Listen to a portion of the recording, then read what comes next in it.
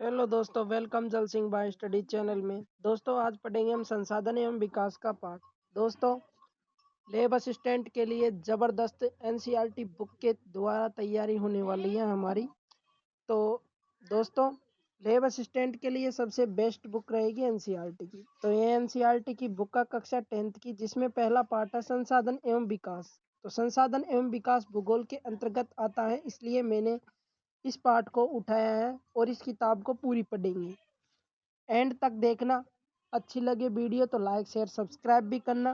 तो दोस्तों, शुरू कर लेते हैं पाठ को। संसाधन एवं विकास पाठ पढ़ रहे हैं हम।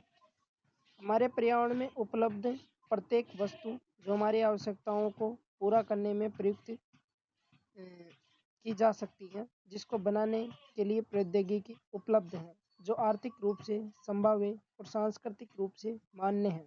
एक संसाधन है जो हमारे पर्यावरण में उपलब्ध वस्तुओं का निवारण करता है। तो नीचे देखते हैं और इसके बारे में समझ लेते हैं। भौतिक पर्यावरण और प्रौद्योगिकी और संस्थाएं क्या क्या है। भौतिक पर्यावरण यानी प्रकृति, प्रौद्योगिकी और संस्थाएं ये मानव पर निर्भर है। मानव के द्वारा ही संस्था चलती है, मानव के द्वारा ही उद्योग प्रौद्योगिकी चलती है। और प्रकृति प्रकृति अपने आप पर निर्भर है, जो कभी कभी मानव पर भी निर्भर हो जाती है। तीनों ही मानव पर निर्भर है।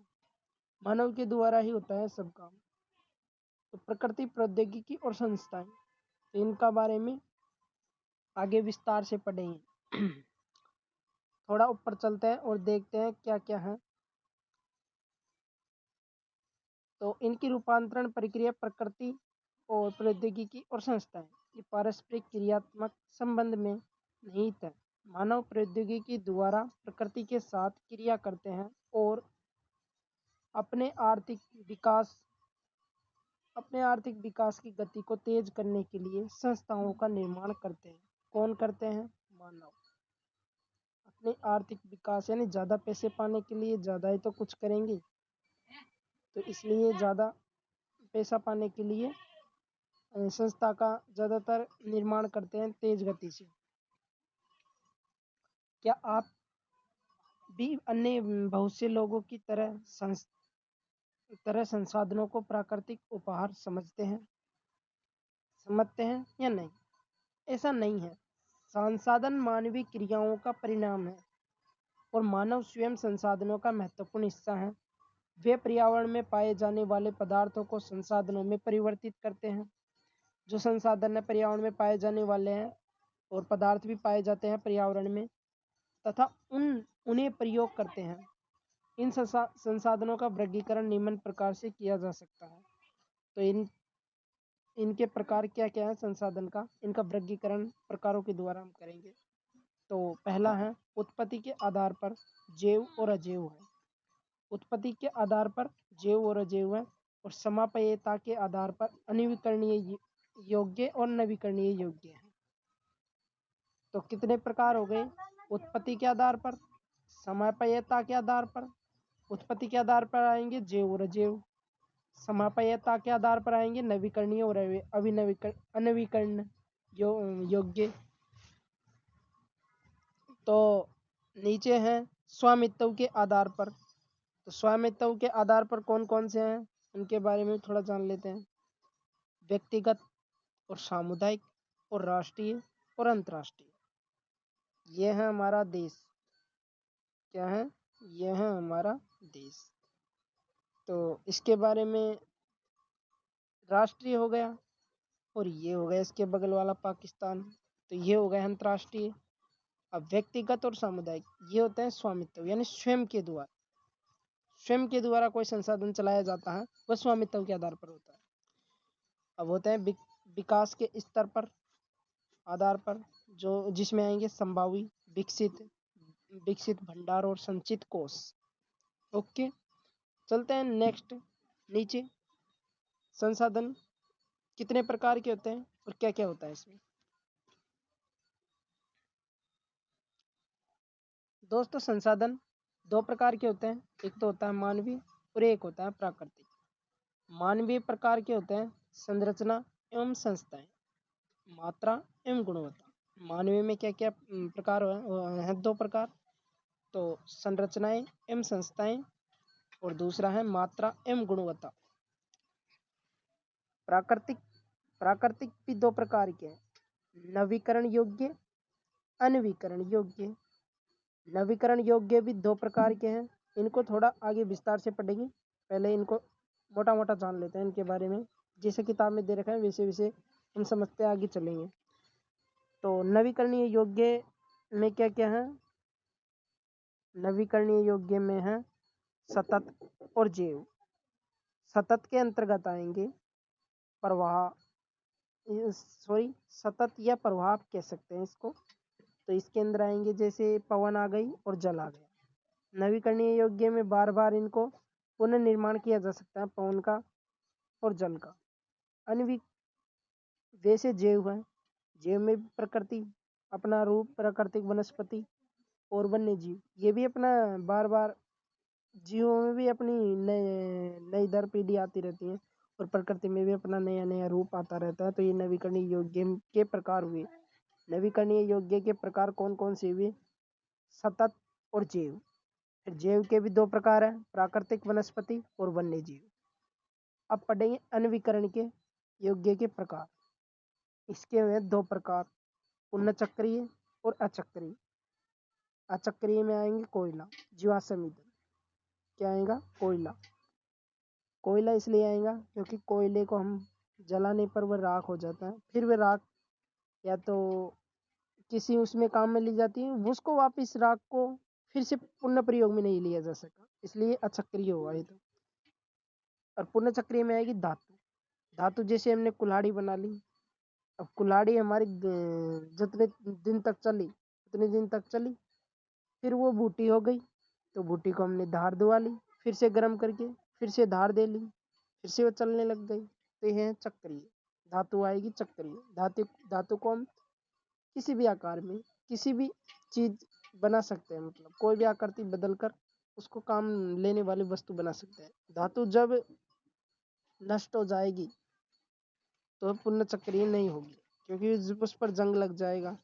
जंग लग जाता है तो गड़ जाती है, फिर वो नष्ट हो चुकी है। अब मानवीय भी दो प्रकार के हैं। मानवीय के बारे में जान सकते हैं हम। मानवीय संरचना एवं संस्थाएं, मात्रा एवं गुणवत्ता। इसके बारे में हमने पढ़ लिया है पहले भी, ये मोटा मोटा हमने सब कुछ बायोडेटा पढ़ लिया। अब इसके बारे में विस्तार से आगे पढ़ेंगे। दोस्तों हम जानेंगे संसाधन के प्रकार। संसाधन के प्रकार कौन कौन से हैं? जो उत्पत्ति के आधार पर हमें है जैव संसाधन, जो हमने पढ़ा था अभी। इन संसाधनों की प्राप्ति जीवमंडल से होती है और इनमें जीवन व्याप्त है। जिनमें जीव पाया जाता है वही जीवमंडल, जिसमें जीवन पाया जाता है वही जीवमंडल है। तो इन संसाधनों की प्राप्ति इसलिए होती है क्योंकि इसमें जीवमंडल से होती है और इनमें जीवन व्याप्त है। जैसे मनुष्य, वनस्पति जात, प्राणी जात, मत्स्य जीवन, पशुधन आदि। अजैव संसाधन क्या कहलाते हैं? अजैव संसाधन वे होते हैं वे सारे संसाधन जो निर्जीव वस्तुओं से बने हैं, वे अजैव संसाधन कहलाते हैं। जैव संसाधन वे सारे संसाधन जो सजीव वस्तुओं से बने होते हैं, यानी संसाधन जो जीवमंडल से उत्पन्न जीवन व्याप्त होता है, मतलब उत्पन्न होकर जीवन व्याप्त होता है, वह जैव संसाधन। जैव संसाधन के अंदर तो जो गति क्रियाविधि गतिविधि आदि ये प्रक्रिया करते हैं, हिलना डुलना, मतलब जो सांस ले रहे हैं, मतलब पेड़ पौधे भी इसके अंतर्गत ही आते हैं जैव संसाधन के अंतर्गत। अजैव संसाधन के अंतर्गत आएंगे चट्टान और धातु, क्योंकि ये कोई सांस थोड़ी ना लेते हैं, नहीं लेते हैं ना। ये कोई रोटी थोड़ी खाते हैं, ये कोई खाना कुछ भी नहीं खाते, ये जैव संसाधन हो जाएंगे। अब आते हैं दोस्तों समापेयता के आधार पर। समापेयता के आधार पर भी दो प्रकार के हैं, तो हमने पढ़ा था। संसाधन के प्रकार पढ़ रहे हैं अभी।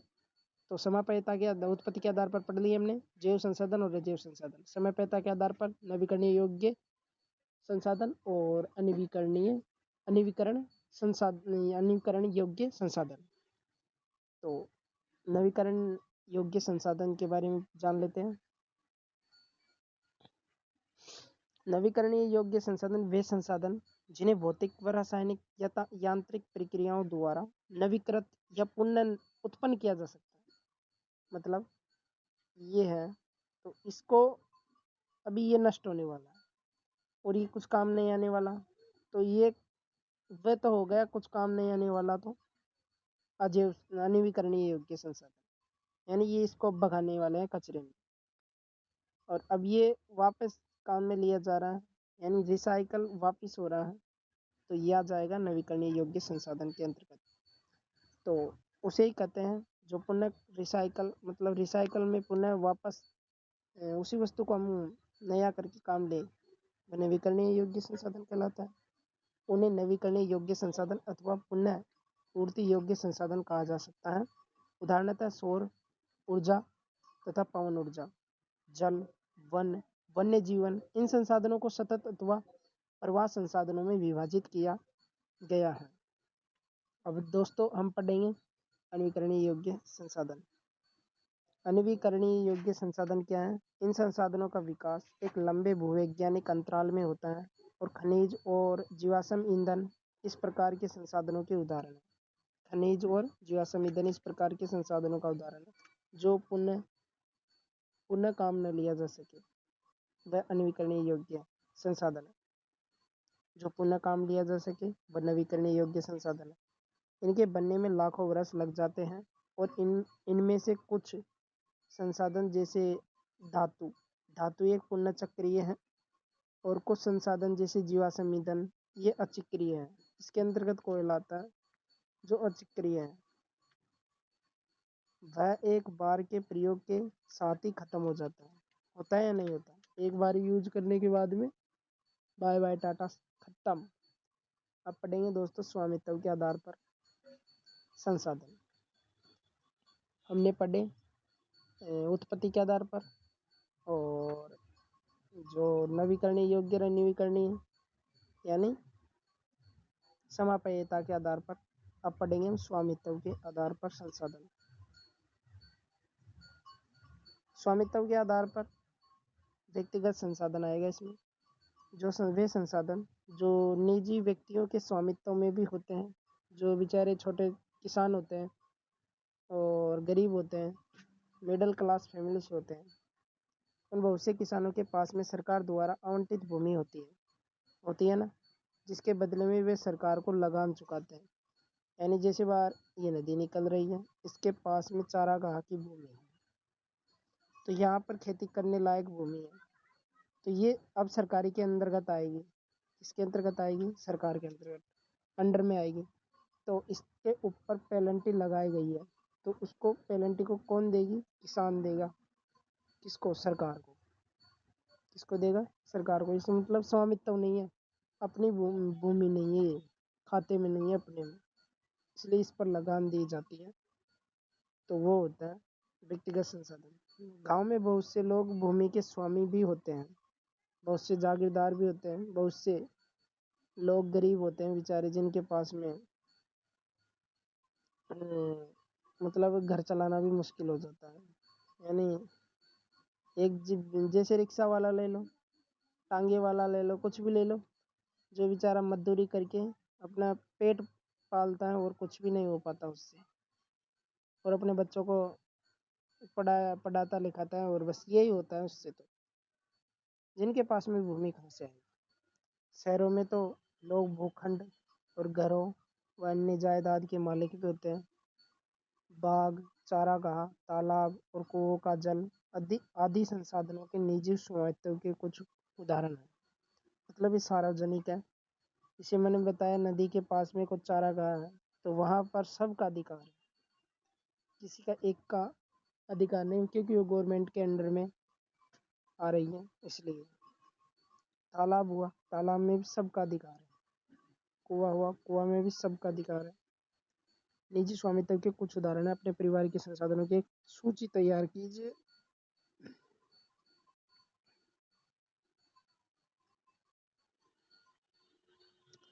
आप पढ़ेंगे हम सामुदायिक स्वामित्व वाले संसाधन। सामुदायिक स्वामित्व वाले संसाधन के कैसे होते हैं और क्या होते हैं? ये संसाधन समुदाय के सभी सदस्यों को उपलब्ध होते हैं। गांव की शामिलात भूमि, चारण भूमि जैसे शमशान भूमि और तालाब आदि, कुएं भी हो सकते हैं इसके अंतर्गत, और जैसे नदी और जैसे चारागाह भूमि। मैंने बताया सामुदायिक में आता है समाज का, जहाँ पर सार्वजनिक जगह हो, जैसे स्कूल, मंदिर, बहुत सी जगह जो गवर्नमेंट के अंडर में हो, वह सामुदायिक स्वामित्व वाले संसाधन होते हैं। पार्क या पिकनिक स्थल, खेल के मैदान वहाँ रहने के वाले सभी लोगों के लिए उपलब्ध है। गवर्नमेंट के अंडर में जो भी जगह हो, जो सार्वजनिक जगह हो, वह समाज के काम आ सके, वह सामुदायिक स्वामित्व वाले संसाधन कहलाते हैं। अब राष्ट्रीय संसाधन क्या है, इसके बारे में भी हम जान लेते हैं, फिर अंतर्राष्ट्रीय संसाधन के बारे में जानेंगे। राष्ट्रीय संसाधन क्या है? वे तकनीकी तौर पर देश में पाए जाने वाले संसाधन जो राष्ट्रीय हैं, जो देश की सरकार को कानूनी अधिकार है कि वह व्यक्तिगत संसाधन को भी आम जनता के हित में अधिग्रहित कर सकती है। आपने देखा होगा कि सड़कें, नहरें और रेल लाइन ये व्यक्तिगत स्वामित्व वाले खेतों से बनी हुई है। मतलब जैसे ये अपना खेत है, अब रेलवे लाइन निकलेगी, ये स्वयं की रेलवे लाइन निकली हुई है, तो ये अब रेलवे लाइन इधर होके निकलेगी इस खेत में की, तो ये इस खेत में होकर निकलेगी, तो ये राष्ट्रीय संसाधन के अंतर्गत आएगी। मतलब जो अपने जमीन में से निकली हुई चीज़ें हैं, वो राष्ट्रीय संसाधन में अपने खेतों से बनी हुई है, जो राष्ट्रीय संसाधन के अंतर्गत है। शहरी विकास और प्राधिकरणों को सरकार ने भूमि अधिग्रहण अधिकार दिया हुआ है। सारे खनिज पदार्थ जैसे जल संसाधन, वन वन्य जीवन और सारा राजनीतिक सीमाएं क्या है? राजनीतिक सीमाओं के अंदर सारी भूमि और 12 समुद्री मील यानी 22.2 किलोमीटर तक महासागरीय तक क्या आएगा? महासागरीय क्षेत्र, भूभागीय समुद्र, और वह इसमें पाए जाने वाले संसाधन राष्ट्र की संपदा में है। अंतर्राष्ट्रीय संसाधन क्या है? वो जो कुछ अंतर्राष्ट्रीय संस्थाएं जो संसाधन को नियंत्रित तो करती हैं, पर उसकी सीमा निश्चित होती है। जैसे अपने देश की सीमा इधर की है और इधर है पाकिस्तान की, तो ये सीमा निश्चित है, यहाँ पर समुद्र हो चाहे कुछ भी हो, उस जगह पर जहाँ पर लाइन खींची हुई है, जहाँ पर तारबंदी हो रखी है, वह अपनी सीमा है। ओके, वह होती है अंतर्राष्ट्रीय संसाधन।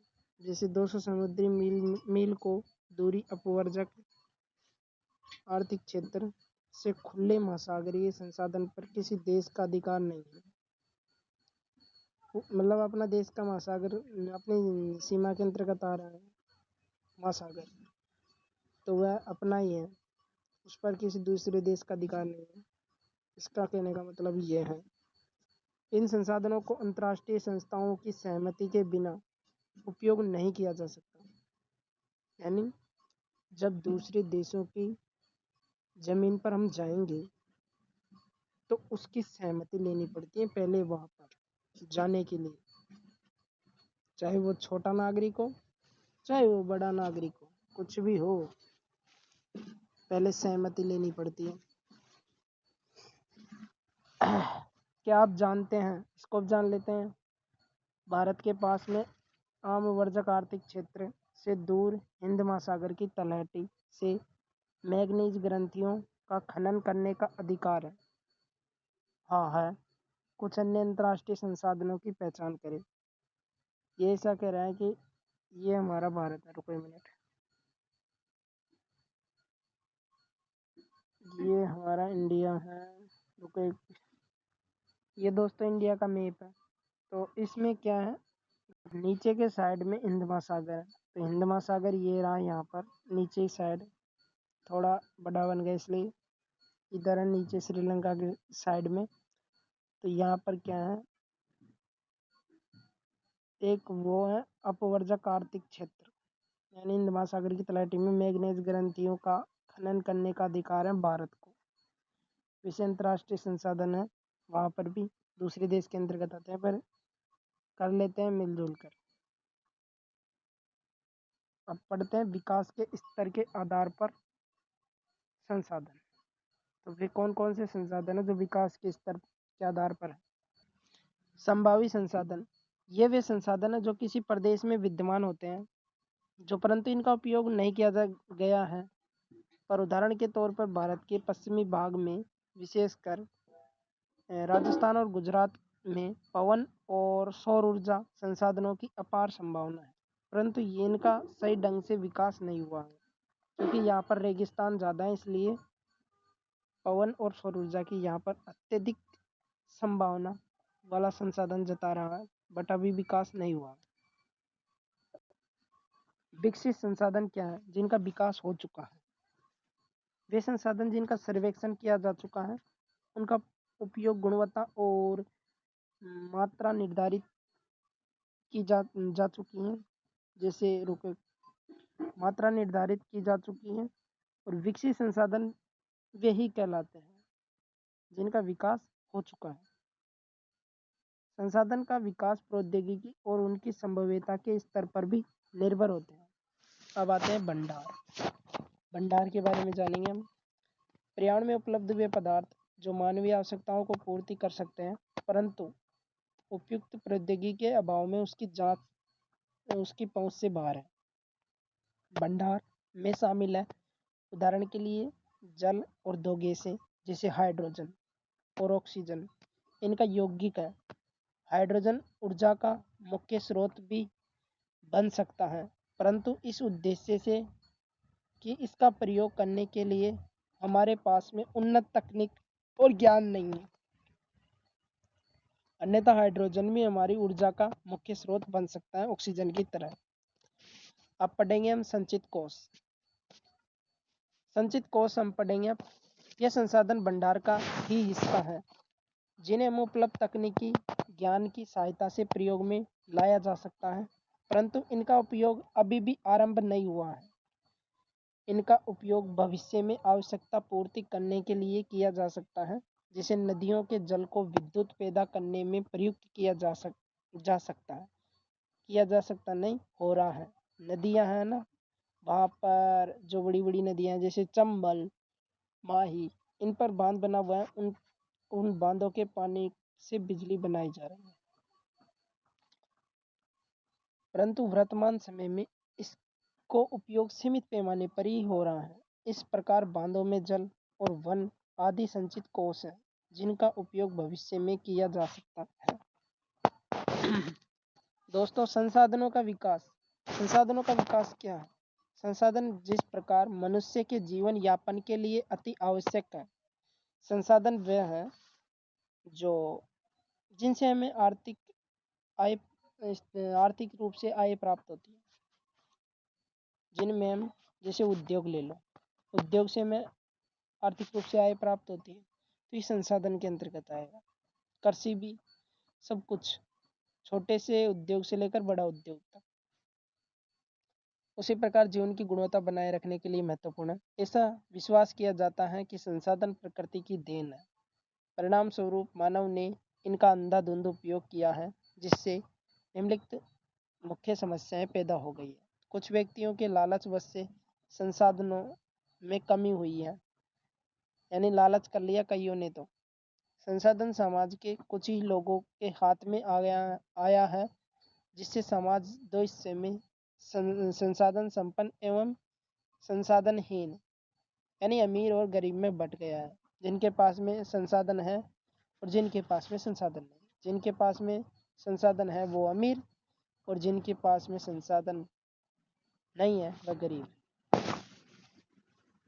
समझ में आ गया? चलो ये आगे।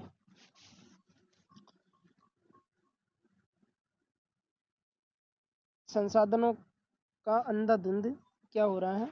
शोषण हो रहा है और वैश्विक पारिस्थितिकी संकट भी पैदा हो गया है, जैसे भूमंडलीय तापन, ओजोन परत अवक्षय, पर्यावरण प्रदूषण और भूमि निम्नीकरण आदि हैं।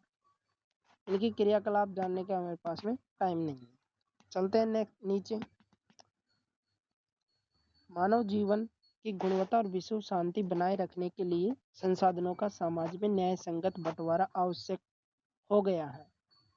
यानी मानव जीवन की गुणवत्ता और विश्व शांति बनाए रखने के लिए इसका समाज में संसाधन का बंटवारा हो चुका है, जो एक देश से दूसरे देश की ओर निर्यात हो रहा है, एक राज्य से दूसरे राज्य की ओर आयात निर्यात हो रहा है। यानी बेच सामान का आदान प्रदान कर रहे हैं, जिससे भारी मात्रा में आर्थिक रूप से आय प्राप्त हो रही है। व्यक्तियों यदि कुछ ही व्यक्तियों तथा देश द्वारा संसाधनों का वर्तमान में दोहन जारी रहता है तो हमारी पृथ्वी का भविष्य खतरे में पड़ सकता है। कुछ ही व्यक्तियों मतलब जैसे कुछ ही व्यक्ति काम किए तो संसाधन का वर्तमान में दोहन जारी रहता है। ऐसे ही कुछ ही व्यक्ति का संसाधन रहा तो पृथ्वी और संसार दोनों खतरे में आ सकते हैं भविष्य में। क्यों आ सकते हैं? इसलिए हर जगह के जीवन का अस्तित्व बनाए रखने के लिए संसाधनों का उपयोग की योजना बनाना अति आवश्यक है। जहाँ पर ऐसे गांव भी हैं जहाँ पर संसाधन नहीं है, जहाँ पर काम करने को कुछ भी नहीं, वे अपना जीवन व्यापन ऐसे ही करते हैं। जैसे जंगलों में आदिवासी रहे तो उनका जीवन व्यापन कैसा रहा? वे जंगली जानवरों को मार मार कर खाते हैं और पैसे को जानते नहीं है। वो सतत अस्तित्व सही अर्थ में सतत पोषणीय विकास का ही एक हिस्सा है। क्या सतत अस्तित्व सही अर्थ में सतत पोषणीय विकास का ही एक हिस्सा है? क्या संसाधन विकास और सतत पोषणीय विकास क्या है? इम्पोर्टेंट है दोस्तों। सतत पोषणीय विकास आर्थिक विकास का अर्थ है कि विकास पर्यावरण को बिना नुकसान पहुंचाए हो और वर्तमान विकास को प्रक्रिया भविष्य की पीढ़ियों की आवश्यकता की अवहेलना न करे। यानी सतत पोषणीय विकास जो कर रहे हैं वो करो और वर्तमान विकास की प्रक्रिया भविष्य की पीढ़ियों की आवश्यकता की अवहेलना न करे। मतलब ऐसा काम करो जो पीढ़ी दर पीढ़ी तक चलता रहे। यह सतत विकास पोषणीय का कहना। दोस्तों रियो डी जेनेरो पृथ्वी सम्मेलन जो 1992 में हुआ था। कब हुआ था रियो डी जेनेरो पृथ्वी सम्मेलन? सन 1992 में। ये जून 1992 में 100 से अधिक राष्ट्राध्यक्ष ब्राजील के शहर रियो डी जेनेरो में, ब्राजील का एक शहर है रियो डी जेनेरो, वहाँ पर क्या हुआ? पृथ्वी सम्मेलन हुआ था, जो 100 से भी अधिक देशों के अध्यक्ष आए थे। जून 1992 में कहाँ? ब्राजील में। कौन से देश में? ब्राजील में। प्रथम अंतर्राष्ट्रीय पृथ्वी सम्मेलन में एकत्रित हुए थे ये लोग। सम्मेलन का आयोजन विश्व स्तर पर उभरते पर्यावरण संरक्षण और सामाजिक आर्थिक विकास का समस्याओं का हल ढूंढने के लिए किया गया था। अब ये सम्मेलन क्यों किया गया था? पर्यावरण को बचाने के लिए, पृथ्वी के प्रदूषण को कम करने के लिए और समाज में जो संसाधन हो रहे हैं नीचे से लेकर ऊपर तक एक देश से दूसरे देश के मध्य वैश्वीकरण हो रहा है, तो उन समस्याओं का हल ढूंढने के लिए किया गया था। ओके, याद कर लेना, इम्पोर्टेंट है। सम्मेलन में एकत्रित नेताओं भूमंडलीय जलवायु परिवर्तन और जैविक विविधता पर एक घोषणा पत्र हस्ताक्षर किया गया। रियो डी जेनेरो में एक घोषणा पत्र जैव विविधता पर, मतलब इन पर सभी पर हस्ताक्षर किया गया था कि रियो सम्मेलन में भूमंडलीय वन सिद्धांतों पर सहमति जताई और 21वीं शताब्दी में आने वाली 21वीं शताब्दी में सतत पोषणीय विकास के लिए एजेंडा 21 को स्वीकृति प्रदान की। अब एजेंडा 21 क्या है इसके बारे में भी जान लेते हैं। इसको स्वीकृति दी थी ब्राजील में जो 100 देशों के अध्यक्षों के मध्य क्या हुआ था, रियो डी जेनेरो पृथ्वी सम्मेलन हुआ था ना, रियो डी जेनेरो में शहर है वहाँ का, उसमें किसके लिए हुआ था? पर्यावरण बचाने के लिए और संसाधन के विकास के नए नए उपाय ढूंढने के लिए और आगे क्या किया जा सकता है इसके लिए। यह एक घोषणा है जिसमें 1992 में ब्राजील के शहर रियो डी जेनेरो में संयुक्त राष्ट्र पर्यावरण और विकास सम्मेलन के लिए UNCD, इसको इंग्लिश में कहते हैं UNCED, अब इसका पूरा नाम भी पूछा जा सकता है दोस्तों, तो इसका नाम है संयुक्त राष्ट्र पर्यावरण और विकास सम्मेलन के तत्वाधान में राष्ट्राध्यक्षों द्वारा स्वीकृति किया गया था कि इसका उद्देश्य भूमंडलीय सतत पोषणीय विकास का हासिल करना है और एक कार्यसूची जिसका उद्देश्य समाज हितों और पारस्परिक आवश्यकताओं और सम्मिलित जिम्मेदारियों के अनुसार विश्व सहयोग द्वारा पर्यावरणीय क्षति, गरीबी और रोगों से निपटना है। एजेंडा 21 की मुख्य उद्देश्य यह है कि प्रत्येक स्थानीय निकाय अपना स्थानीय एजेंडा 21 को तैयार करना है। आई होप आपको समझ में आ गया होगा।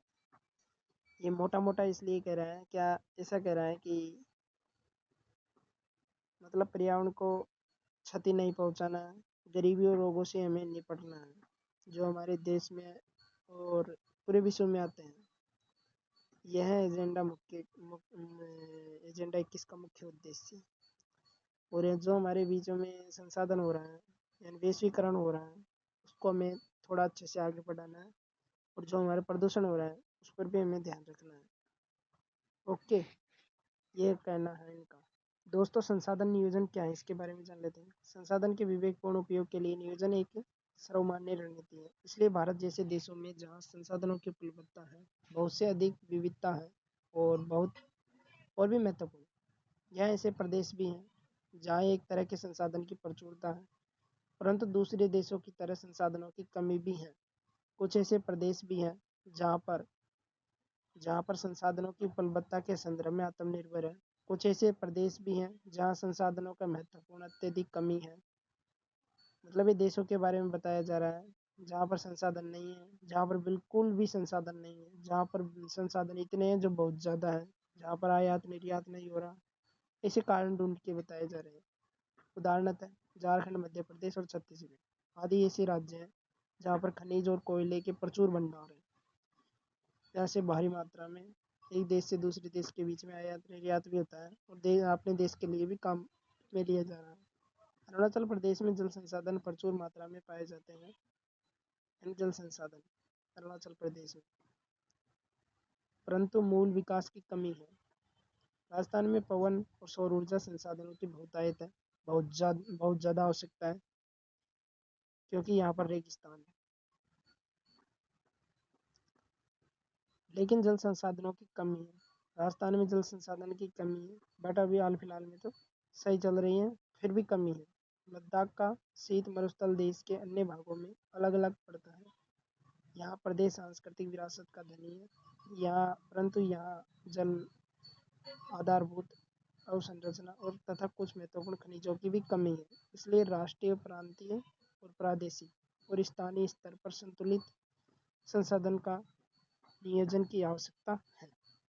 भारत में संसाधन नियोजन एक जटिल प्रक्रिया है जिसमें निम्नलिखित सोपान है का देश के विभिन्न प्रदेशों में संसाधनों की पहचान कर उनकी तालिका बनाना है। इस प्रकार में क्षेत्रीय सर्वेक्षण मानचित्र बनाना और संसाधनों का गुणात्मक या मात्रात्मक अनुमान लगाना है और उनका मापन करना है।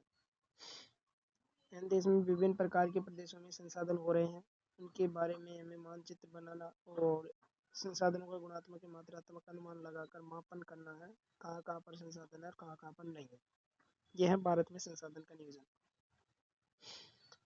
खंड कह रहा है संसाधन विकास योजनाएं लागू करने के लिए हमें उपयुक्त प्रौद्योगिकी, कौशल और संस्थागत नियोजन ढांचा तैयार करना होगा। खंड कह रहा है कि संसाधन विकास योजनाओं और राष्ट्रीय विकास योजनाओं में समन्वय स्थापित करना होगा। और स्वाधीनता के बाद भारत में संसाधन नियोजन के उद्देश्य की पूर्ति के लिए प्रथम पंचवर्षीय योजना से ही प्रयास किए गई थी। सन 1952 में प्रथम पंचवर्षीय योजना शुरू की गई थी, यानी हर 5 साल में एक पंचवर्षीय योजना। किसी क्षेत्र के विकास में संसाधनों की उपलब्धता एक आवश्यक शर्त है, परंतु प्रौद्योगिकी और संस्थानों में तदनुरूपी परिवर्तनों के अभाव में मात्र संसाधनों की उपलब्धता से विकास संभव नहीं है। देश में बहुत से क्षेत्र हैं जहां संसाधन और समृद्ध होते हुए भी आर्थिक रूप से पिछड़े हुए प्रदेशों की गिनती में आते हैं।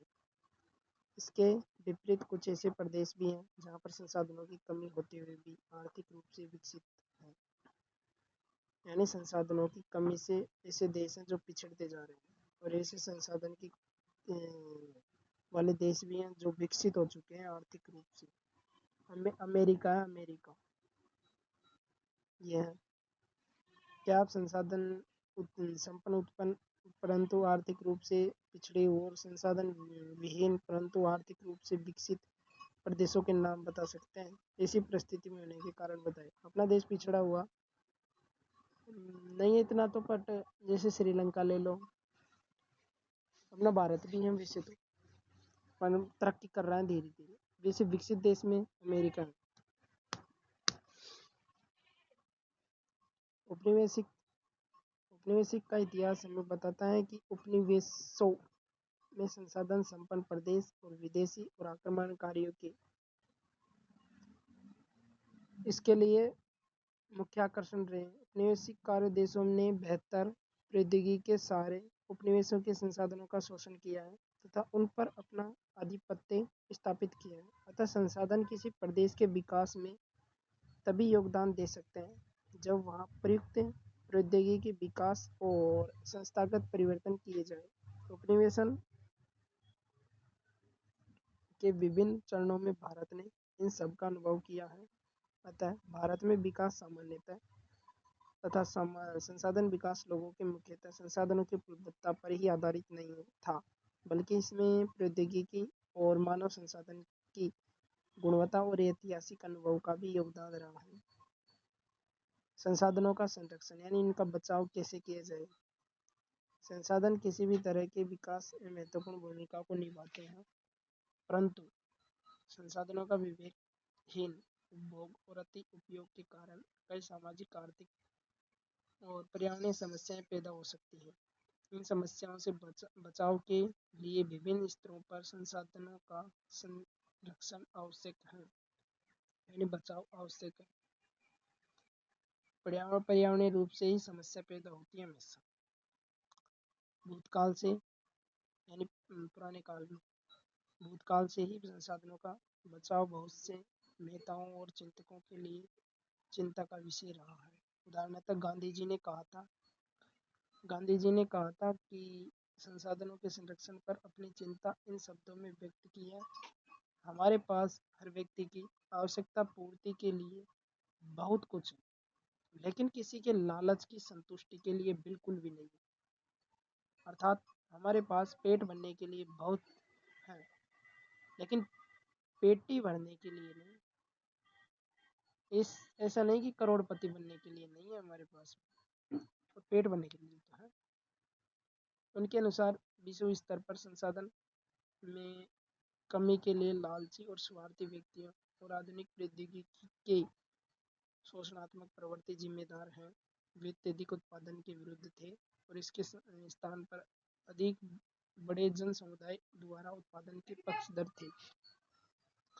अंतर्राष्ट्रीय स्तर पर व्यवस्थित तरीके से संसाधन संरक्षण की वकालत 1968 में क्लब ऑफ रोम ने की। अंतर्राष्ट्रीय स्तर पर व्यवस्थित तरीके से संसाधन संरक्षण की वकालत यानी संसाधन को बचाने के लिए व्यवस्थित रूप से सन 1968 में क्लब ऑफ रोम ने की थी वकालत इसकी। तत्पश्चात सन 1900 उसके बाद में किसने की थी? सन 1974 में किसने की थी?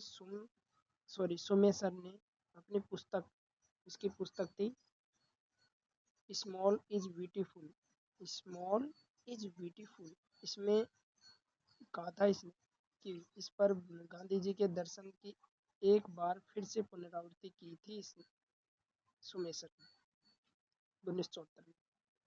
1968 में क्लब ऑफ रोम ने की थी, इसके बाद में ही 1974 में इसने की थी। 1987 में ब्रुंटलैंड आयोग रिपोर्ट द्वारा वैश्विक स्तर पर संसाधन संरक्षण में मूलाधार योगदान किया गया है। इस रिपोर्ट ने सतत पोषण विकास की संकल्पना की प्रस्तुति की और संसाधन को आगे बढ़ाया। संरक्षण की वकालत भी की थी और ये रिपोर्ट बाद में हमारे साइंस और भविष्य के शीर्षक से पुस्तक के रूप में प्रकाशित हुई। इस संदर्भ में एक और महत्वपूर्ण योगदान रियो डी जेनेरो ब्राजील में सन 1992 में आयोजित पृथ्वी सम्मेलन द्वारा किया गया था। हाँ, अब पढ़ेंगे दोस्तों भूषण शब्द जो धरती से संबंधित। हम भूमि पर रहते हैं, इसी पर अनेकों आर्थिक क्रियाकलाप करते हैं, यानी पैसों के लिए बहुत कुछ काम करते हैं, विभिन्न रूपों में इसका उपयोग भी करते हैं। किसका? भूमि का। भूमि पर हम बहुत से महत्वपूर्ण आर्थिक प्राकृतिक संसाधन रखते हैं। प्राकृतिक वनस्पति और वन्य जीवन और मानव जीवन और आर्थिक क्रियाएं और परिवहन और संचार व्यवस्थाएं भूमि पर ही आधारित है। हाँ, परंतु भूमि पर एक सीमित संसाधन है, मतलब लिमिटेड है, इसलिए अनलिमिटेड नहीं है इसमें। इसलिए उपलब्ध भूमि पर विभिन्न उद्देश्य के लिए उपयोग सावधानी और योजनाबद्ध तरीके से होना चाहिए, क्योंकि भारत में भूमि पर विभिन्न प्रकार के भूआकृति जैसे पर्वत है, पठार है, मैदान है, द्वीप पाए जाते हैं। लगभग 43% भू क्षेत्र में मैदान है, जो कृषि और उद्योग के विकास के लिए सुविधाजनक है। पर्वत पूरे भू क्षेत्र के लिए 30% से ज़्यादा भाग पर विस्तृत है। वे कुछ बारहमासी नदियों के प्रवाह को सुनिश्चित करते हैं और पर्यटन विकास के लिए अनुकूल परिस्थितियां प्रदान करती हैं और पारिस्थितिकी के लिए भी महत्वपूर्ण है। ऐसे में देश का क्षेत्रफल लगभग 27% का हिस्सा तो पठारी क्षेत्र में होता है, 27%, और 30% पर्वतों में भू क्षेत्र के लिए लिया गया है और 43% मैदान में है। इस क्षेत्र में खनिज और जीवाश्म ईंधन और वनों का अपार संचय कोष है। तो इसको हम आलेख के माध्यम से समझेंगे। देखते हैं नीचे, ये रहा आलेख। अब इसको थोड़ा समझ लेते हैं, इसमें क्या क्या क्या है। यानी 27% पर तो क्या है? पठार है। 43% पे क्या है? मैदान है। और 30% पे क्या है? पर्वत है। तो दोस्तों कितना प्रतिशत हुआ टोटल? तो दोस्तों 100% पूरा भारत का ये हिस्सा, ये मामला भारत का। नई भूगोल के अनुसार नहीं, एनसीईआरटी बुक के कक्षा 10th की पुरानी किताब के अनुसार ही। तो दोस्तों वीडियो को यहीं पर एंड करते हैं। अब ये पार्ट 1 लैब असिस्टेंट के लिए और अन्य परीक्षाओं के लिए उपयोगी है। कक्षा 10th वालों की है, कक्षा 10th वालों के लिए भी उपयोगी है। एक बार ज़रूर देखना, पढ़ लेना। मिलते हैं नेक्स्ट वीडियो में, तब तक के लिए भाई जय हिंद। पार्ट 2 में मिलेंगे अब बहुत जल्दी। डेली के क्लास ज़रूर होया करेगी हमारे नरसिंह स्टडी चैनल पर। जय हिंद।